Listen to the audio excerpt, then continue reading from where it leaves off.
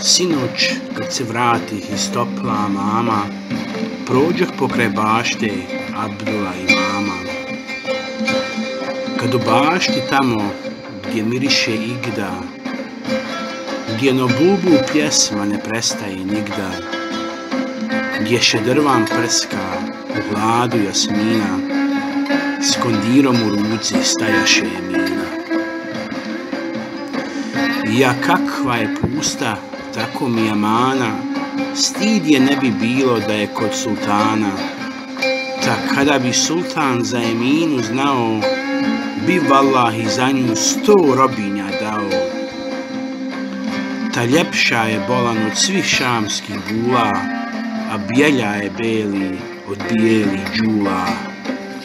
Pa još kad se šeće i plećima kreće, ni hođin ni zapis više pomoć neće. Ja joj nazvah selam, al moga mi dina, neće ni da čuje lijepa Emina. No u zlatan kondir uhitila vode, pa po bašti šeboj zalijevati ode.